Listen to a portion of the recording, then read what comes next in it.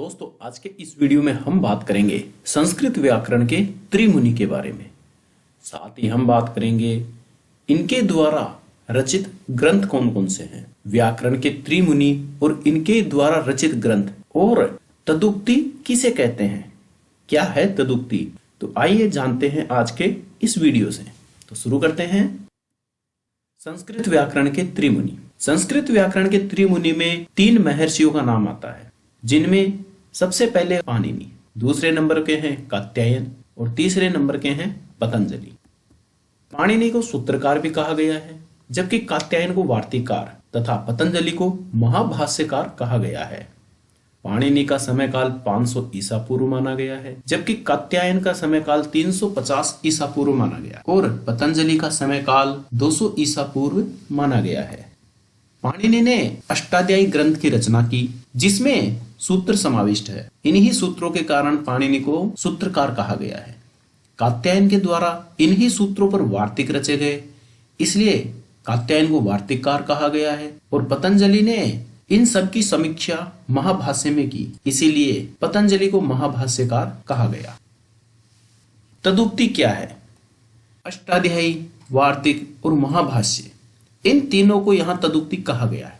तदुक्ति तत् प्लस उक्ति, अर्थात उनके द्वारा या उसके द्वारा कहा हुआ। यहाँ त्रिमुनि के द्वारा कही गई बातें तदुक्ति में समाहित है, अर्थात अष्टाध्यायी, वार्तिकम और महाभाष्यम, इन्हें तदुक्ति के नाम से जाना गया। अष्टाध्यायी की बात करें तो इसमें कुल 8 अध्याय हैं, इसीलिए इसका नाम अष्टाध्यायी रखा गया। इन 8 अध्यायों में कुल 32 पाद, यानी हर एक अध्याय में 4 पाद है, तो ऐसे कुल 32 पाद है। और यहाँ कुल 3978 सूत्र समाहित है। इनके अलावा 14 माहेश्वर सूत्र भी दिए गए हैं। कात्यायन के वार्तिकों में 1500 सूत्रों पर वार्तिक लिखे गए हैं। व्याकरण सिद्धांत कौमुदी में 836 वार्तिक प्रचलित है। कात्यायन ने लगभग 3000 से 4000 वार्तिकों की रचना की थी। व्याकरण सिद्धांत कौमुदी में भी इनमें से केवल 836 ही प्रयोग में लिए जाते हैं। पतंजलि के महाभाष्य की बात करें तो इसमें कुल 84 या 85 आहनिक आते हैं।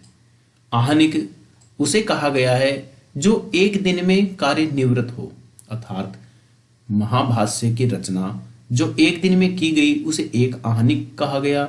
इसलिए कहा जाता है कि पतंजलि का महाभाष्य कुल 84 या 85 दिनों में लिखा गया है।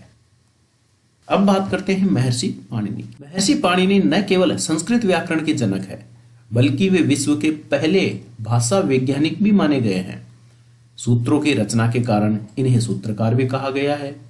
पाणिनि का जन्म स्थान सालातुर ग्राम गांधार प्रदेश माना गया, जो कि आज के लाहौर के निकट है। इनका जन्म काल 500 ईसा पूर्व है। माता का नाम दाक्षी व कई जगह दक्षिणा भी प्राप्त होता है। इनके पिता का नाम पनिनी आता है, जबकि कई पुस्तकों में इनके पिता यानी इनका गोत्र पनिनी बताया गया है और पिता का नाम सालंकायन या पणिन कहा गया है। पाणिनि का अध्ययन तक्षशिला में हुआ और वहीं पर उन्होंने अष्टाध्यायी की रचना भी की। पाणिनि के गुरु का नाम उपवर्ष आचार्य आता है। तक्षशिला विश्वविद्यालय में उपवर मुनि नामक एक प्रसिद्ध व्याकरण आचार्य थे। पाणिनि के मुख्य ग्रंथों में अष्टाध्यायी आता है। धातु पाठ, गण पाठ, लिंगानुशासनम और शब्दानुशासनम भी इनकी रचनाएं हैं। अष्टाध्यायी संस्कृत व्याकरण का मूल आधार है। वह विश्व भाषा विज्ञान का चमत्कार भी कहा गया है। अष्टाध्यायी का दूसरा नाम शब्दानुशासनम भी है। अष्टाध्यायी में कुल 8 अध्याय हैं। प्रत्येक अध्याय में 4 पाद है, अतः कुल 32 पाद। अष्टाध्यायी में 14 माहेश्वर सूत्र व 3978 सूत्र है। प्रारंभ में इसमें लगभग 4000 सूत्र बताए गए हैं। अष्टाध्यायी का प्रथम सूत्र वृद्धि रादेश है, वह अंतिम सूत्र अ। अष्टाध्यायी में व्याकरण के 10 आचार्यों के नाम प्राप्त होते हैं। अष्टाध्यायी के प्रारंभ के 29 पादों को 7.25 अध्यायों के प्रति अंतिम 3 पाद असिद्ध माने गए हैं, जिसके लिए सूत्र दिया गया है पूर्वोत्तरा असिद्धम, अर्थात प्रारंभ के 7.25 अध्याय जिन्हें सपाद सप्ताध्यायी कहा गया है, वह अंतिम 3 पाद जिन्हें त्रिपादी कहा गया है। महर्षि कात्यायन। महर्षि कात्यायन का दूसरा नाम वररुचि भी मिलता है। इनका समय काल 350 ईसा पूर्व माना गया है। कात्यायन दक्षिण भारत के रहने वाले थे। इनके द्वारा वार्तिकों की रचना की गई, इसीलिए कात्यायन को वार्तिककार भी कहा जाता है। वार्तिकम लगभग 1500 सूत्रों पर 4000 से 5000 वार्तिक लिखे गए। 836 वार्तिक वर्तमान में व्याकरण सिद्धांत कौमुदी में प्रचलित है। वार्तिक लिखने का उद्देश्य क्या था? जहां पाणिनि के सूत्रों में अस्पष्टता है वहां स्पष्टीकरण देना, जहां नियम अपूर्ण लगे वहां पूरक जोड़ना, तथा जहां विरोध या असंगति दिखे वहां तार्किक समाधान देना, ये वार्तिकों के उद्देश्य थे। महर्षि पतंजलि का समय काल लगभग 200 ईसा पूर्व माना गया है। पतनम अंजलौ यस्य सह पतंजलि, जो अंजलि में आकर प्रकट हुए हैं, अर्थात अंजलि में प्रार्थना के समय जो प्रकट हुए उन्हें पतंजलि कहा गया है, जिसके बारे में हम किसी अन्य वीडियो में चर्चा करेंगे। इनकी माता का नाम गोणिका, जबकि पिता का नाम प्राप्त नहीं होता क्योंकि इन्हें दिव्य अवतार माना गया है। पतंजलि ने महाभाष्य, योग सूत्र व चरक पर भाष्य भी लिखा। पतंजलि ने महाभाष्य लिखा, इसीलिए इन्हें महाभाष्यकार भी कहा जाता है। महाभाष्य में कुल 85 आहनिक है, जबकि कुछ विद्वानों के मत में 84 आहनिक माने गए हैं।